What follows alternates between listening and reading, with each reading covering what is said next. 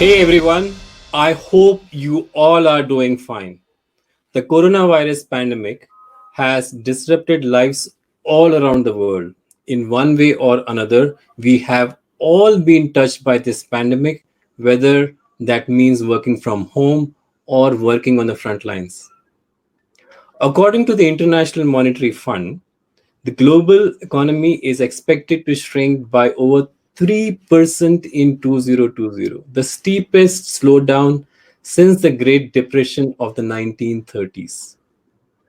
Foreign investors have pulled an estimated $26 billion out of developing Asian economies and more than 16 billion out of India, increasing the concerns of a major economic recession in Asia. The growing impact of the unprecedented human tragedy on the global economy has affected almost every industry. On the other hand, we have seen a wide adoption of technology, new use cases, video conferencing, telemedicine, online learning, and online gaming taking center stage during COVID 19.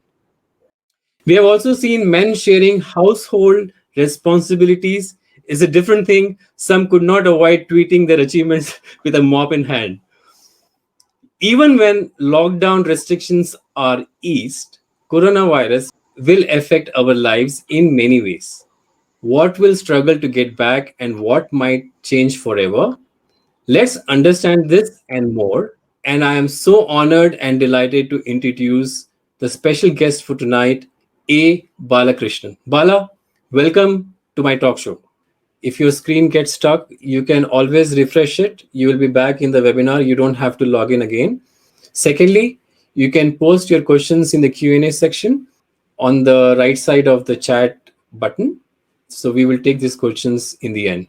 So while Bala is setting it up, hopefully he'll be back in a moment. We have already done the trial run, so he knows what has to be done. Yeah, Bala, Shahid, Bala, Murphy's Law, but are you able to hear me better? I can hear you. Okay, so we'll probably go ahead with this one. There are a lot of people who have, taken time out on a Saturday evening to talk to us. So I think we'll go ahead with this. Thanks, Bala, for joining. And I want to thank you for taking out time on a Saturday evening. No, I think And I appreciate everybody else giving their time on a Saturday evening. I know we are all locked up, but there can always be 1,001 ways to keep yourself occupied. So thanks a lot. I hope this will be of value to, me as well, people sharing their views. Look forward to that. Sure.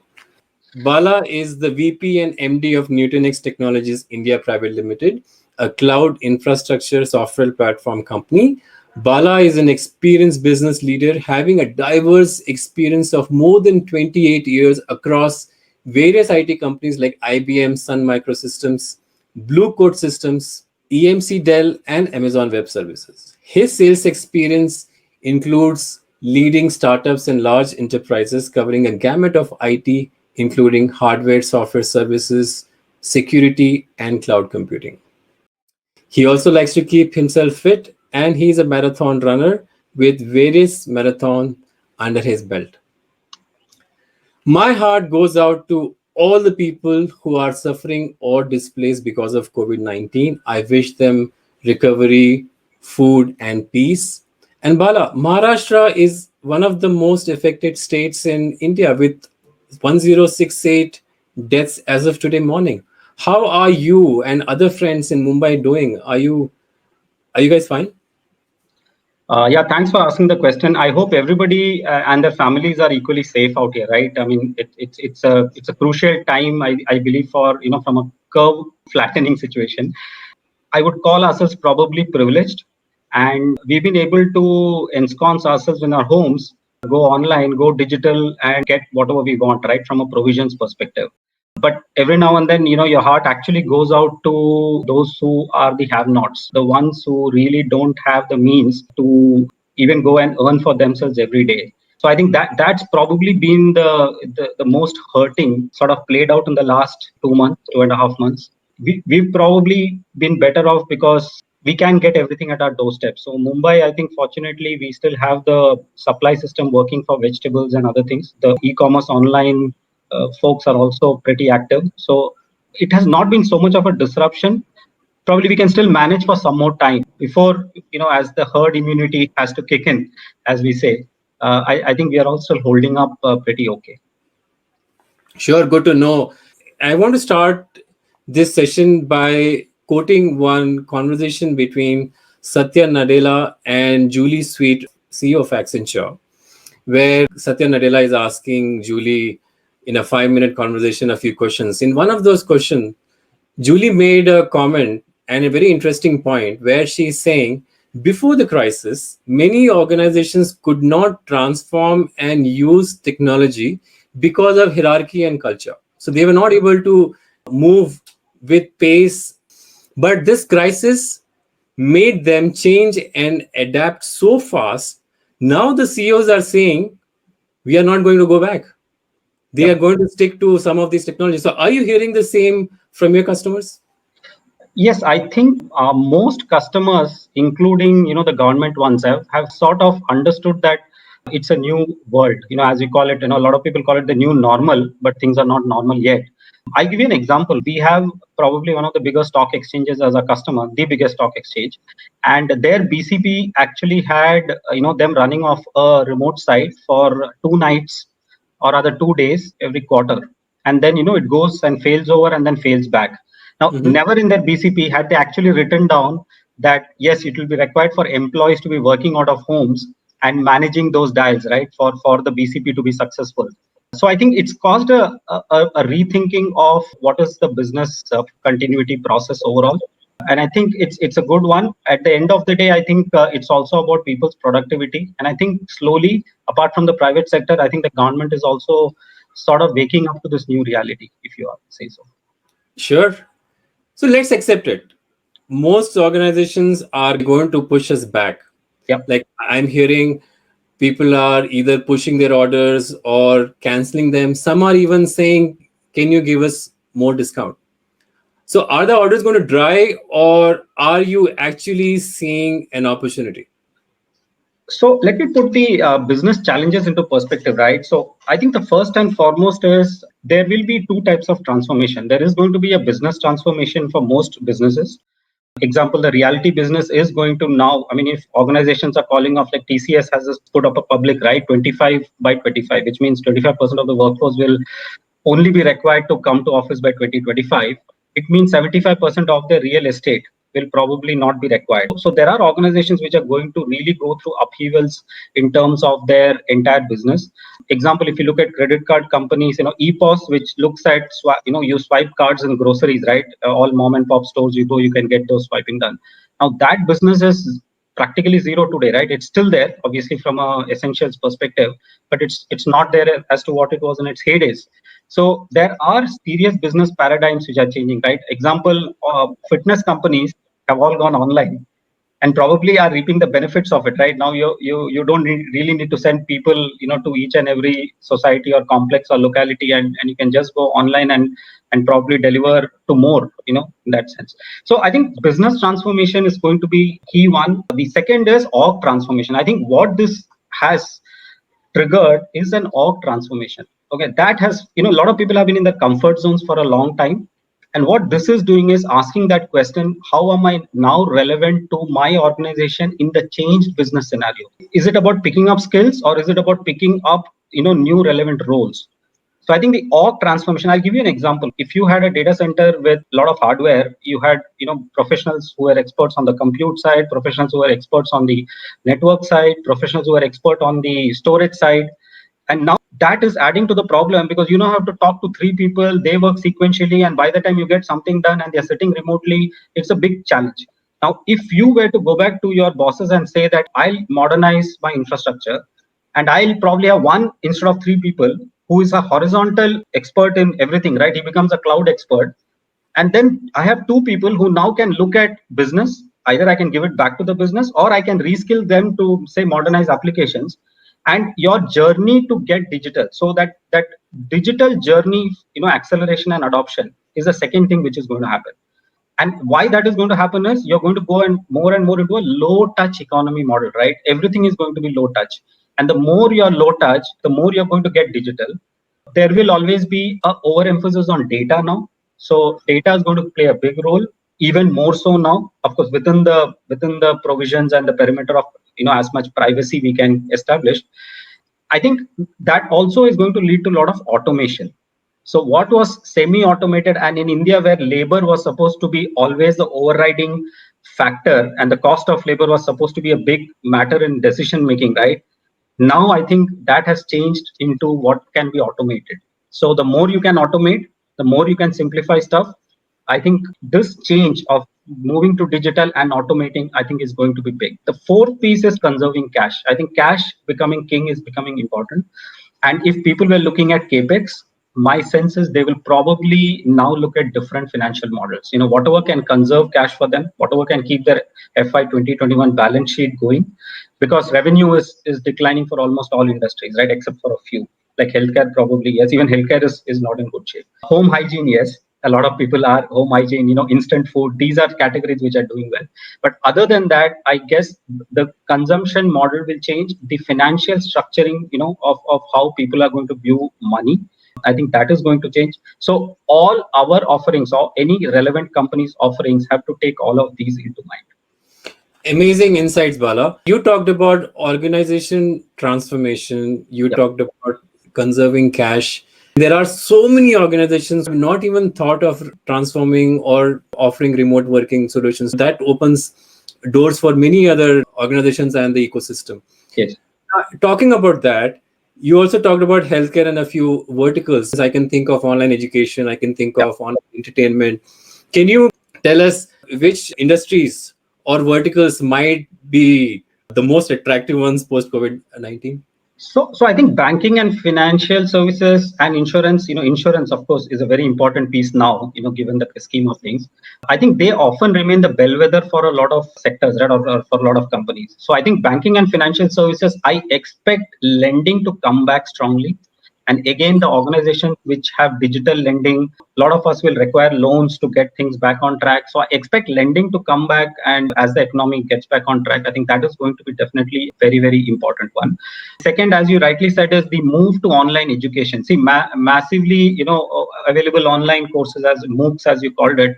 I think it was all there, but a lot of us still prefer to get into classes simply because, we could be more attentive and things like that. I think the new world has taught us that we could all get skilled in a much better manner. I think the universities and in the private universities have all found out that it is probably great to have a desktop as a service or a VDI as a service delivered to people's homes and delivered to students' homes. So I think we are seeing delivery models based on that, right? So a lot of online education companies or edutech, as we call it, I think it's a great place to be in. I think a lot of schools, with the social distancing norms and things like that coming in, might have a situation where alternate day classes, students, right? So the day the student does not come to class, he will attend it from Zoom. And the day they probably come to class, they will replace somebody else, right, who cannot come that day because of social distance, because you don't have the spaces, right, in a city like Mumbai. So you're going to see some of those models all kick in. So online education is going to be big. E-commerce, I'll give you examples. Brick and mortar companies which are heavily on e-commerce, right, and they used to invest in all those POS systems and the Saturday evening peaks as everybody was going shopping, Sunday peaks, and the rest of the days it was average and normal.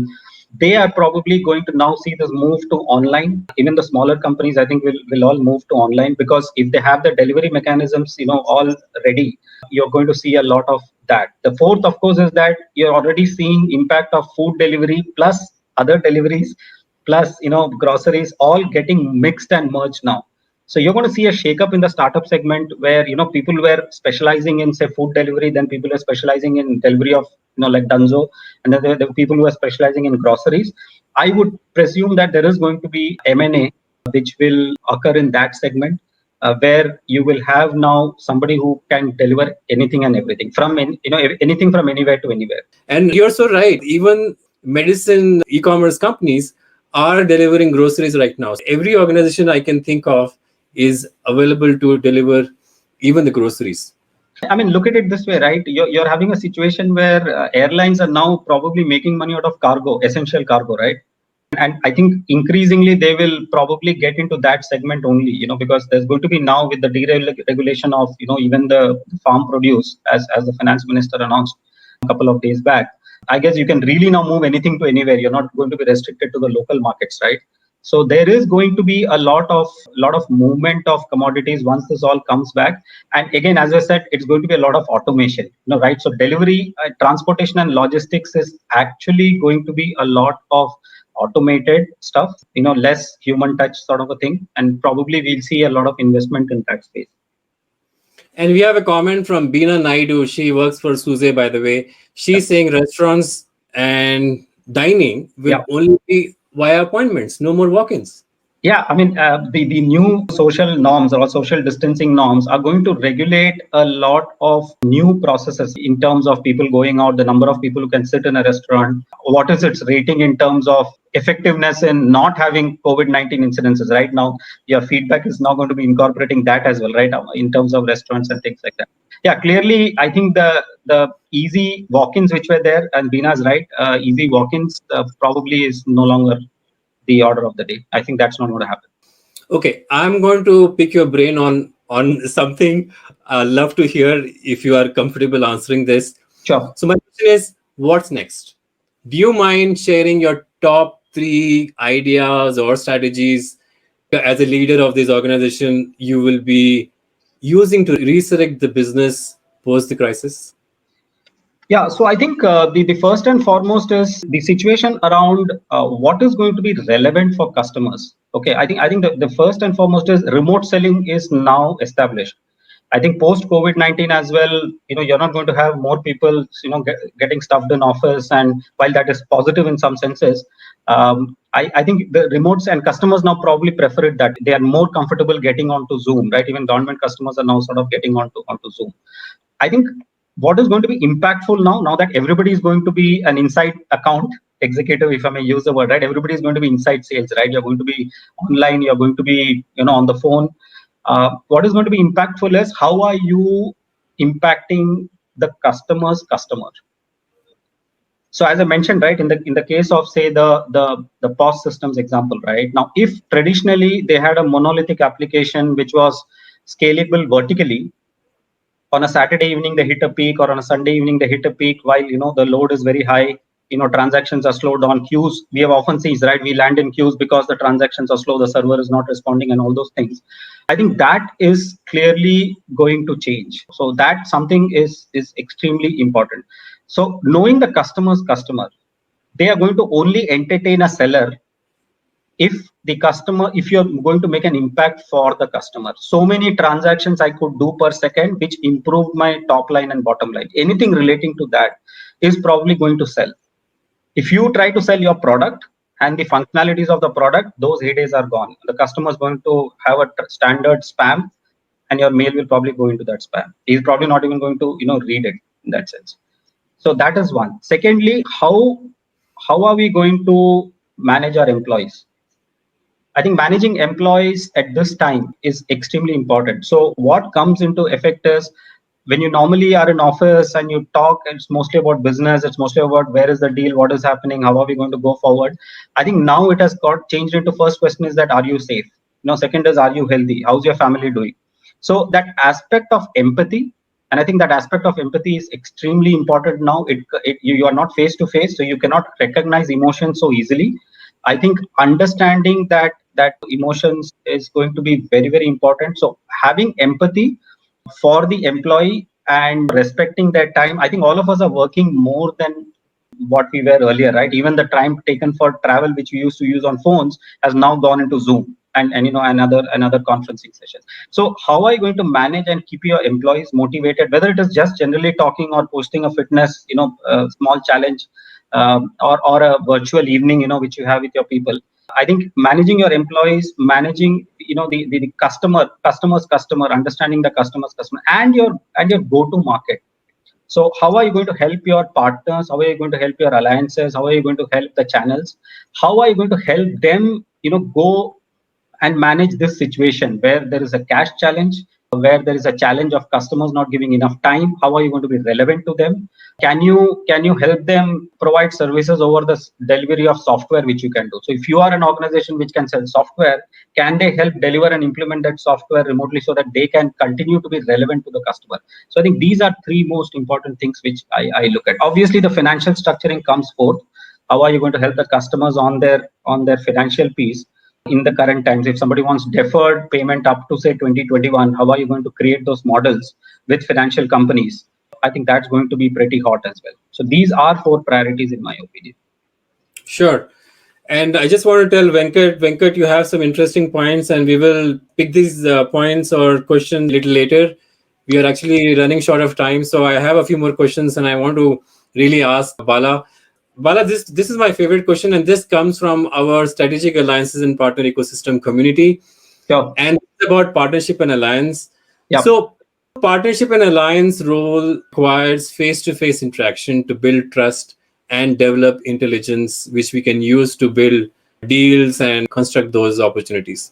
Given the present situation, how to drive partnerships, add value, and even stay motivated in these times?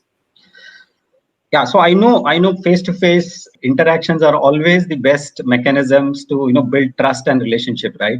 Given that that doesn't happen, what does happen is something more better. So earlier people were out of office and you couldn't set up appointments and you couldn't meet people. I think our alliance folks are actually able to get their counterparts in the alliances and partners teams at a very structured time. So what is happening is that if we have a journey of an offering example, right, a particular offering which we want to build and we want to work on something, whether it's a GTM or whether it's a solution offering, what we are seeing is when we try to do that sprint, right? Okay, this week we will do this, next week we will catch up again and do this. I think that time is set across for that. So you are getting specific time if you're able to add value. So which means that in the current circumstances, if our partners and alliances have offerings which can be delivered remotely, a VDI as a service or a database management automation as a service, if anything can be delivered remotely, I think the channels and alliances are able to look. So first of all is obviously establishing contact with them, talking to them more frequently. And I think we are able to do that in a more structured manner. Earlier, everyone was getting caught up with travel and other things, but now I think that priority essentially has been established. So I think we see a better rigor and a better adherence to the overall process of getting something to completion and delivering it. But again, that only is if you are able to add value to them in terms of newer ways of reaching out to customers. So as long as that conversation is relevant, I think we are getting really good results. My biggest takeaway from this, and coming from Alliances World in my previous avatar and supporting the Alliances community, is that in the normal days, we are not able to meet them so often. Either we are traveling or busy with so many other things. But as you said, if you are working online, you can actually set up a rhythm and probably interact even more often. Yeah. Great. There's one more thing out here as well. I think it is also opening up new ideas for, see, if the alliance partner was having 5 alliances, right, separately, right, with each OEM or each vendor or whatever. If the current requirement of the customers is to provide a solution which encompasses all of this, earlier it was all transactional, right, because the GSI or the system integrator or the alliances were talking to each of these folks independently. Now, if we ourselves come together and present a unified face for the system integrator in terms of an offering, one, it clearly makes them more productive. Secondly, the collective power of 4 or 5 OEMs, right, in providing that solution only adds weight and real strength to the alliance partner to go out into the market and offer that solution. I think these are a few mechanisms which we currently feel that are keeping the channels and alliances motivated and pretty high on the motivation level. Point from Srisha Rao. He is saying, but relationship building will take a hit. I completely agree, Srisha. It will, the technology and remote working can only augment what we do. But when it is about building trust and relationship, definitely face-to-face helps. But given the situation, we have to find new ways of managing that relationship.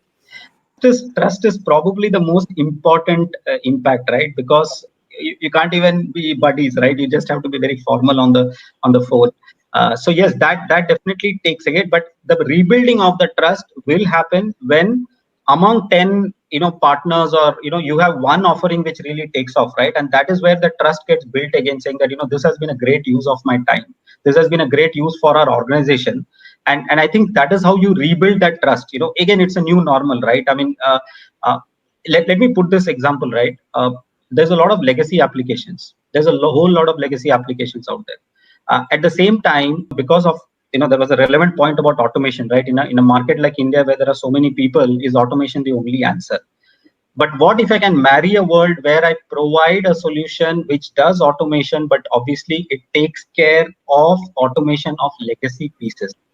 So while the partners and alliances, in their own transformation, are able to get solutions which helps them go to market, use their existing people while they are reskilling them and while they're getting ready for this digital workforce, readiness, automation, modernization, and all those things, they're able to provide use to their customers as well, because the customers also have those legacy pieces. Almost still 75% of the core banking systems, the ERPs, all of them are there, right? So if you still need to manage, but because you have to do it remotely now, you really can't be physically present in office. So we're providing that exact bridge as a solution which adds value, and they find that it is a better use of the productivity of their own people.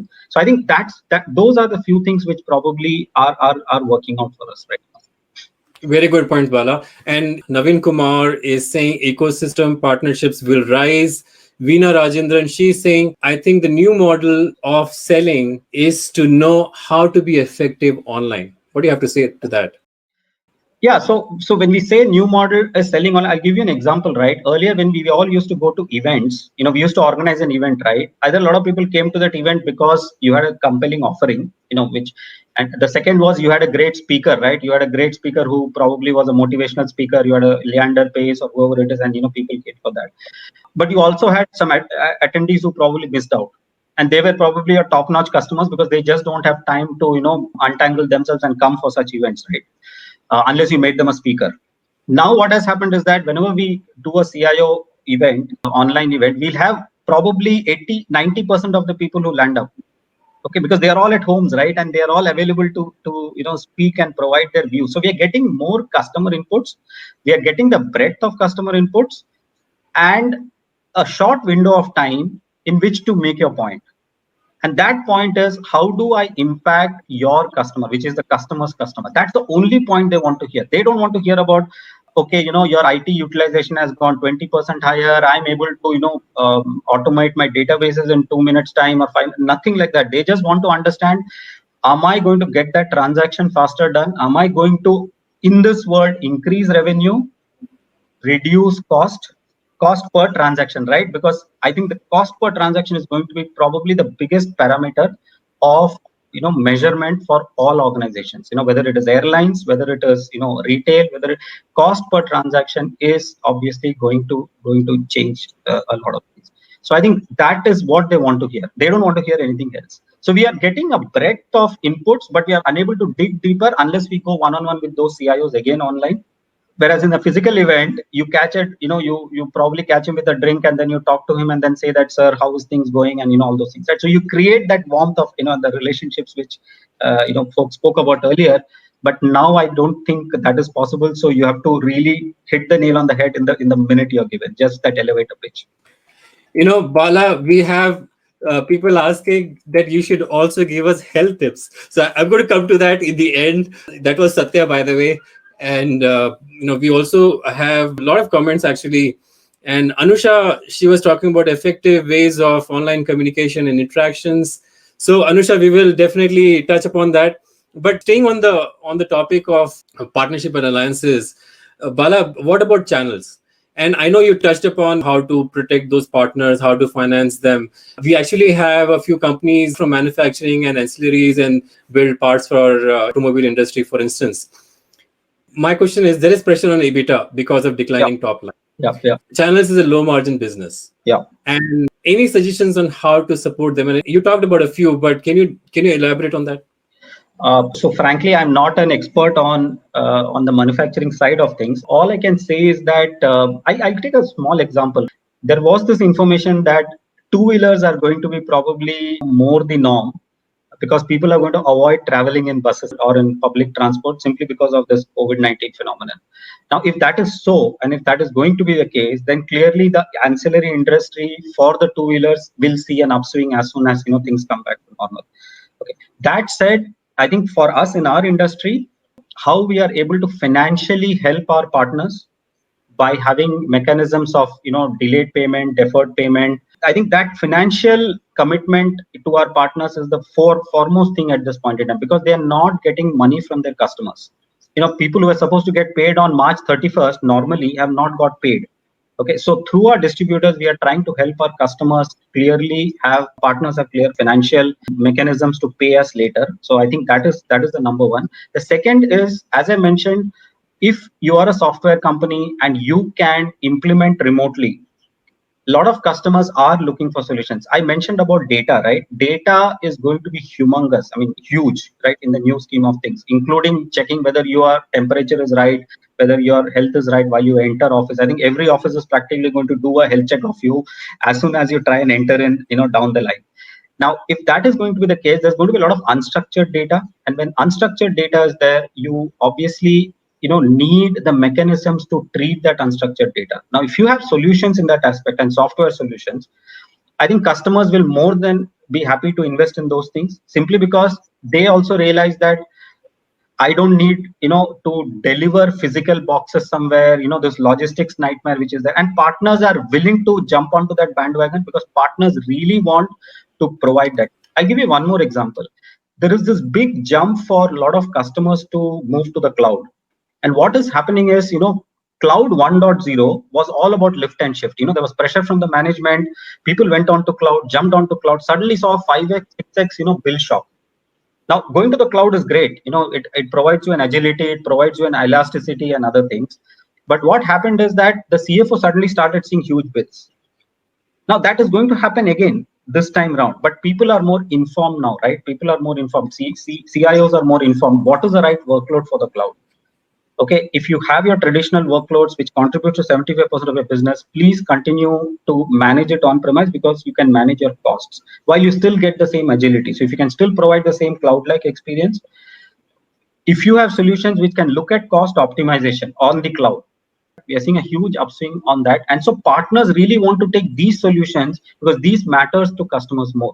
And as long as it's software delivery and they can add a layer of services on top of it, I think that is what is helping them, survive this sort of a downturn and be ready for the upswing when it comes back. Bala, if you're going to provide such insights, this session is never going to end. I'm telling you, we are having some very interesting comments on the side, and people are already started picking up on some of the points you've been talking about. Sure. So we have some questions, and we are already out of time. So let me just ask my last question, and then I'm going to move on to some questions from our audience. Sure. So now this is a little more personal. Yeah. How life has changed for you? Did you learn something new? Yeah. For example, our last guest, Madan Ramachandran, who heads alliances at AWS, he was learning the difference between pulses. Yeah. So what have you learned in this lockdown period? So I think that what has been a good learning is that, mopping the floors definitely is a good way to stretch your body. So if I've been a runner, but frankly, I'm not a flexible guy. So, I always used to end up with a lot of injuries. So what has happened is that this break, in that sense, right, has allowed me to experiment with stretches, with some yoga, which I've never done earlier in that sense. I always used to be just, stretching before the run and after the run, right? And so it has allowed me to learn that. So I've understood that at least on the weekends where I can contribute. Weekdays, I think, I'm there 9 to 8, on Zoom calls and things like that. But if I can contribute on the weekend to the mob, I think you can get good stretches. You can get really good stretches, and it adds up to a lot of calories, right? That is number one. So it makes you flexible. I think the second piece is that while we all talked about automation and all, I think the very basic fact was that at least I didn't know how to operate a washing machine. When I mean operate a washing machine, should I put it on the daily thing, or should I put it on, which dial to use, right? It's as simple as that. I never probably thought about it. So now we know how to put in the right amount of, the soap powder, and what you should hang where so that it gets, dried in time. So those are few learnings which are there, which probably are new learnings for us. The third is the importance of meditation. I think meditation has been something which I've started not during the break. I started before the break, but it now gives me a little bit more time. If it was not for this session, then the Art of Living, they have the 7:30 meditation. That is one. Apart from that, also in the morning, I get some time to meditate. I think it gives me the view of what is the other person trying to convey, rather than me trying to make a cognitive bias about, okay, I've heard him, but I'm not listening to him.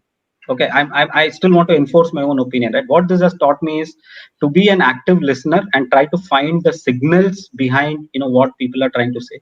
And so I think that is something which has been a learning for me. Isn't it amazing how life changes and we learn so many new things? And I was smiling because of Satya. Satya, you asked this question, health tips, right? So I think you got the health tip. The mopping is the best way to exercise and burn your calories. I would add one more thing. If you want a real good, cardio piece, all you have to do is you have to do 10 full burpees, take a 10-second break, 10 push-ups, take a 10-second break, do a 1.5 minute to 2 minute plank, take a 30-second break, do this piece. If you can do 3, great. If you can do 4, better. If you can do 5, awesome. This itself would be a great way to keep your cardio going, and you will have energy. See, the biggest problem for people during the break is how do you spend your energy? I have that problem, frankly. I have a sleep problem because I'm not able to spend that energy. Doing 15,000 steps a day, doing exercises, now all of that is reduced, right? So I think I take that 1 hour out every day if possible. If I'm sleeping well and I get up on time, I ensure that I do some exercise. Even running inside the home, it's not advisable on long distances, but maybe 5 kilometers inside the home, you can still try. When others are sleeping, you can probably try and do that. I would recommend that spend time on some of these things. It helps. Bala, those are amazing tips, by the way. Talking about plank, I am actually working on a 3-minute plank challenge. Okay, so I've already reached 2.5 minutes, and when I achieve the 3-minute plank, I will definitely share it with this audience and challenge you and maybe other people. But before I move on to the next question, on marathon, you talked about running. Yeah. Are you still running? Less. Obviously, I'm not able to run because the place where I stay, they don't allow people to even walk outside anymore because of the situation in Mumbai. Given a choice, I like to run. And I obviously had my heydays about 2-3 years back when I did full marathons. And I would believe in hindsight that I was not ready to run a marathon, but probably mentally I was stronger to complete it. Today, I've joined an online session. Of course, it was offline earlier and now it is online. If I see the difference it has done to my readiness, I probably believe I'll be able to put in a better performance, 2 years down the line before 2018 when I last ran a full marathon. So I think now I'm in a better shape, frankly, to run. If I'm allowed to run, I'll be happy to run. So I'm still running. I expect to obviously get back to half and full marathons as and when the thing opens up. Sure. We wish you all the best. And you are one of the friends I know who used to run regularly, and love to see you back into running. And we have another friend who also runs marathon. His name is Shrikant Subramaniam. He's from TCS, and he's asking, are you seeing customers reaching out to renegotiating existing contracts? Is this a current trend? Yes, I believe we are seeing customers, example, coming back and saying that, can you reduce maintenance contract pricing because we decided something a year back or a couple of years back, and then they're saying that budgets are lower. So is there a possibility for us to renegotiate and go ahead? So again, it's a case to case thing. Sometimes we add more value and say, okay, we'll do these 4 things for you. And that gets solved. We are hearing that, but what has also happened is that I think customers have also become smarter, right, in terms of reducing cost overall from other things as well. So they're first looking at the bigger ticket items. See, IT itself is maybe 4% of revenue expenditure for customers, right? At the most. I mean, in a banking segment, it's 4. In probably retail and manufacturing in India, it's about a percent, less percent. So there are other areas which probably need more attention from a cost reduction perspective. And so I think organizations are looking at those right now before coming to, salaries probably are also being looked at, right, in most organizations. So I think we are seeing brief certain situations, but not in a pervasive manner. Sure. We have a comment from Ashok Gupta where he's saying telemedicine is going to be the next wave in health sector. Absolutely. I think there is no doubt about that. But Bala, I have a question for you from Shisha Rao. Yeah. I think it's a question. Automation is fine as a business imperative, but for a country such as India, with almost 50% of a population under the age of 25, won't it cause massive social upheaval if the emphasis is more on automation and not on job creation? Yeah, so I think it's a very valid point Shrisa has brought up, but I'm also looking at what is the situation going down the line. I mean, you have seen this great migrant journey back to their respective origins, right? I mean, I think every state has probably seen that. I think it's a great disaster for us, but at the same time, if you're not going to have those migrant folks available to you now, what are you going to do? You are going to have probably robots take over the floor in some situations. You are going to have automation come in. I mean, you're not going to have that access to cheap labor anymore, right? I mean, I was reading an article in Calcutta where the bus transport guys are now going to have a minimum of 20 rupees per ticket in Calcutta. 20 rupees for the minimum journey, 4 kilometer or whatever journey, because of social distancing and other things, simply because they can't take more than 20 people in a bus. So in Calcutta, 20 rupees is a lot. I mean, I'm just saying that, I've been there, and frankly, it's a lot of money, right, for people to pay. Now, when you're going into such situations, you are going to have less and less people available, and therefore the skills available at that time are going to matter a lot. If the migrant folks comes back over a period of time, by all means, yes, you can go back. I mean, take the construction industry, right? Construction industry used to depend on migrant labor so much. We don't know, they will definitely look at automation because they still have to complete their projects on time, deliver to their customers, and move on to the next project, right? So automation is going to be a necessity today, not to kick out jobs, but to cover the gap, which is there at this point in time. Interesting. Navneet Kumar Wu, he's saying ecosystem partnerships amongst OEMs and virtual selling could be key drivers which will fuel the engine. Mohit Jain is saying, how do you see the impact on revenue profitability in this June quarter and the year going forward? Do you want to take that? Yeah, so I think if you ask me, I think a lot of organizations are going to still report profitable results. I can't let out more on my own results, but I think, even our own organization put out a preliminary report on revenue, and I think we came out very well. Okay, so what has happened is that the demand was there for the first 2 months, of the quarter, if I may use the word, right? So up to February, I think things more or less worked well. I think a lot of organizations have definitely taken a very strict view on the cost front, due to which they are still profitable, and they were serving orders. Say a manufacturing firm had to supply something. I think they've sort of supplied all of that. They're still taking it as revenue because it's still not, it's provisioned for from a AR perspective. They might not have got the money.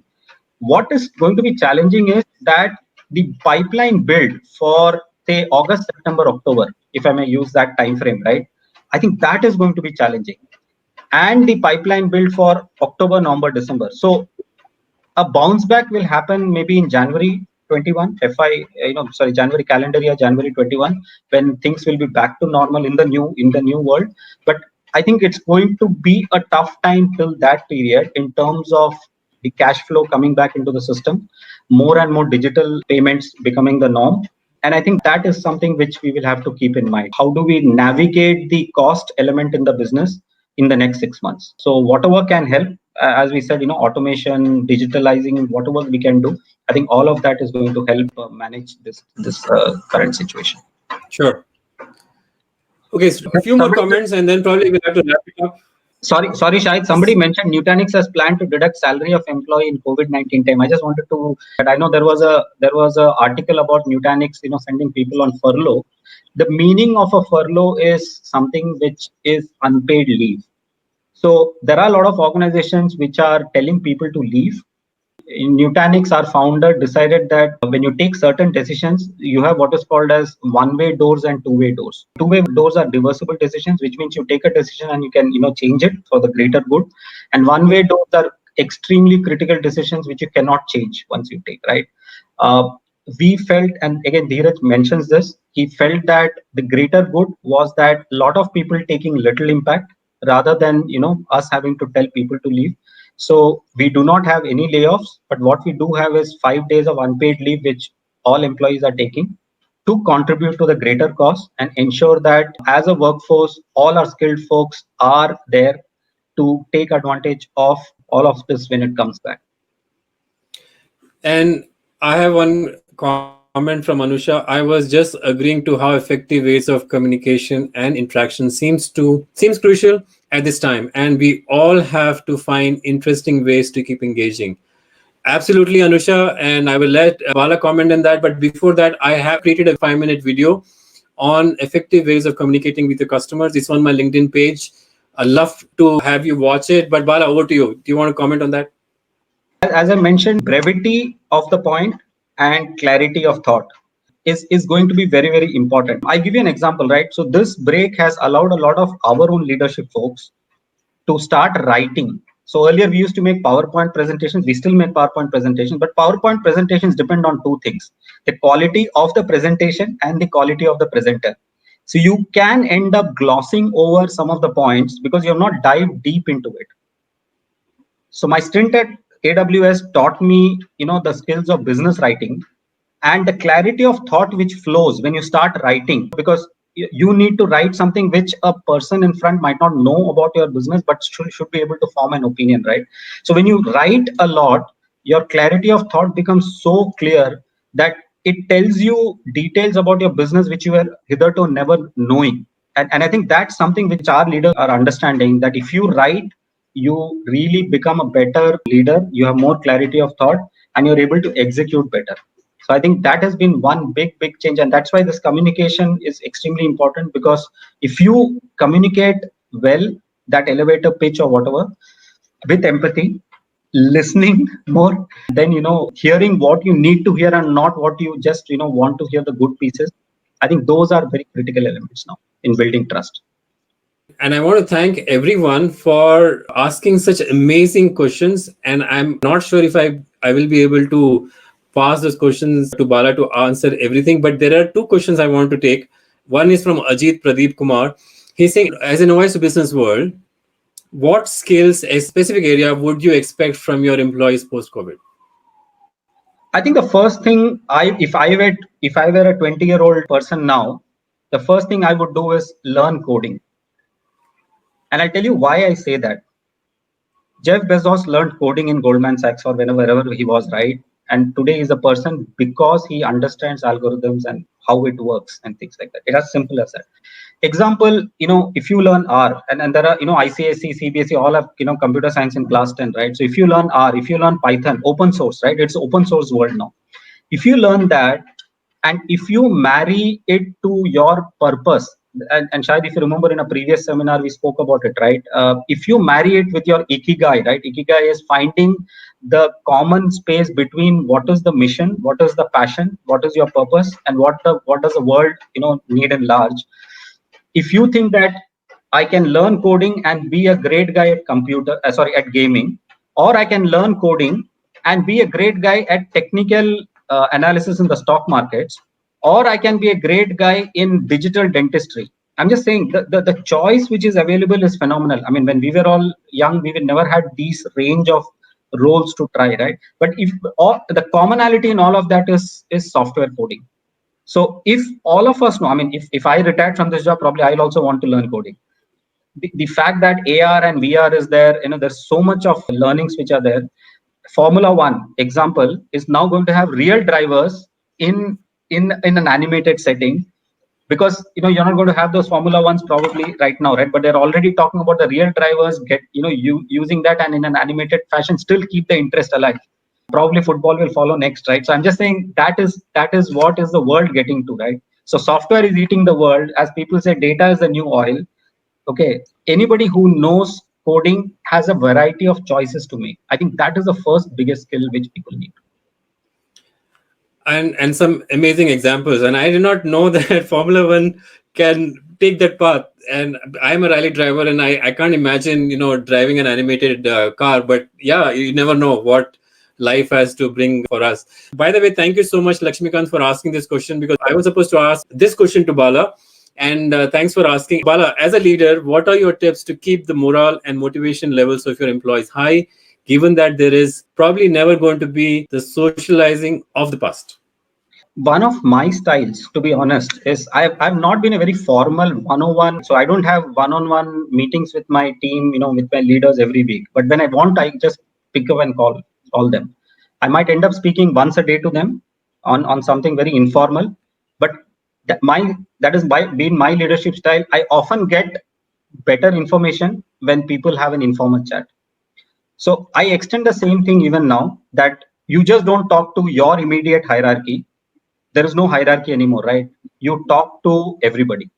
So the first and foremost is you talk to everybody and ask them how they are doing, how is their health, what are they doing, maybe pass on a couple of tips, maybe learn a couple of tips, because it is all about learning as well. And ensure that that employee feels very important. Okay. The second thing is I often ask them, so in my reviews these days, I have a chart which says personal and professional growth in this time. So I expect people to answer in different ways, right? Somebody answered that, okay, I've done this course on LinkedIn on negotiation. I've done this course on cloud computing on LinkedIn. One gentleman came and told me, I absolutely now have a survival skill, life survival skill. I know how to cook. Now that's a great thing. I mean, frankly, in normal times, you laugh at him, but now you would pick up that and say, oh, that's a fantastic skill you have picked up. So to understand the fact that you broad base everything that the person is doing, I think is very important. The second is get the employee to understand that it is not about being an employee. It is about being an owner, a founder. So if you can instill the founder's mentality, as our CEO also says, among people, then it is not about us versus them. The company is doing this, I want this. Then it is not. But if your own employee puts on a founder's mentality, saying, this is my problem, let me try and solve it, you'll find a lot of what I often use called as field innovation. Innovation is often expected out of headquarters, but when you put on your founder's mentality hat, innovation often becomes field innovation. Interesting. The motivation is not about dollars. The motivation then shifts to something which is intrinsic. I want to help, right? Then the person says, I am a part founder, and because of my work, yes, eventually the stock price will have some indirect movement or whatever. But the fact is, I'm wearing the founder's hat for this problem. I will try to create a local solution which I can then take to the marketplace and help my company. So field innovation is often something which I regard very high. Interesting. So Bala, I'm just going to touch upon a few comments, and then I'm going to combine two questions as a last question. Sure. Avdesh is saying relate, finally relate customer issues as real, relate their expectations as real, relate your relationship as true, not virtual. Then customer will develop trust. Very valid. Krishna is telling you great inputs, and especially the point around use of a platform approach for channels and alliances growth. We are seeing tremendous traction with the platforms that we are building around tech adoption collaboration. Yeah. Is Krishna from the same company or from a different company? Krishna, I don't know. If you don't mind telling me which company are you from, I would love to reach out to you later. Shisha is saying, more importantly, Jhadu Pocha keeps your partner happy, which is priceless.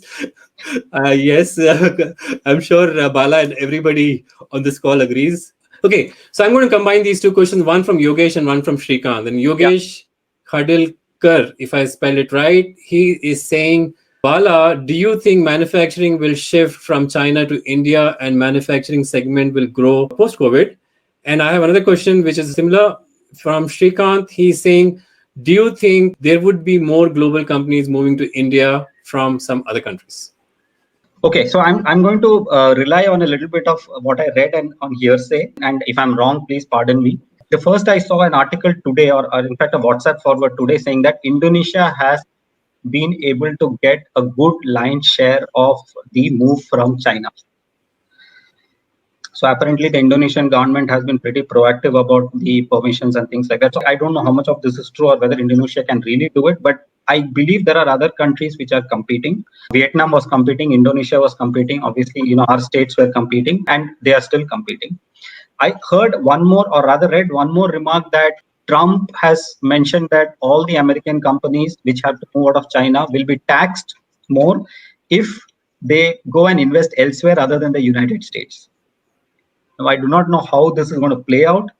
If the taxation for an Apple is to move out of China and come to India and get taxed more, I mean, I can't understand how this will work out in the real world, but this is what essentially seems to be the situation, that, we will not penalize them, but yes, we will tax them if they go to India. Or I do not know whether how much of this is genuinely going to happen. What we are going to see is probably a manufacturing upswing on local elements. The self-reliance or Atmanirbhar, which the Prime Minister spoke about, like Mr. Anand Mahindra tweeted, right, that they were able to get a PP kit going very, very quickly, and a ventilator going very, very quickly. Now, they are not a traditional manufacturer of ventilators, right? But within the Indian cost paradigms, they were able to get a ventilator going very, very quickly. And I think I know the gentleman who was on that mission. He was the one who actually built probably the automotive, the powertrain gear, as you call it, right? The gear mechanism and all. So he comes from a world of something else, but he's been using those skills to build a ventilator. So I think we are going to see a lot of those internal consumption pieces which are going to matter. It will take time, but once that happens, I think time and using data and other things, as we say, to keep the economy going, we are going to see a lot of recovery built on that. There will be organizations which will come to India from a demand perspective, from a cost of manufacturing perspective, which will be there. I cannot really comment on how much of it is going to come from China. Bala, there are lots of comments thanking and appreciating the insights you have shared from a lot of people. Actually, if you would like, I can send a copy of these comments. And I want to thank you for talking to us, taking our time on a weekend and enlightening us with your candid answers and insights. I had a great time speaking with you, Bala. Sure. Thanks a lot, Shahid. Appreciate the time which people have actually provided. I mean, there were some great inputs from the team as well out here. And I only want to conclude by saying 4 things. As you get on in life, there is always this balance, right? Like piano keys. You try to get a balance, right? There is a financial element to your life. There is a personal element. That personal element is the mental and the physical, and the family relationships. And then you have the professional element. So it's a jugglery of all of these at various points in time.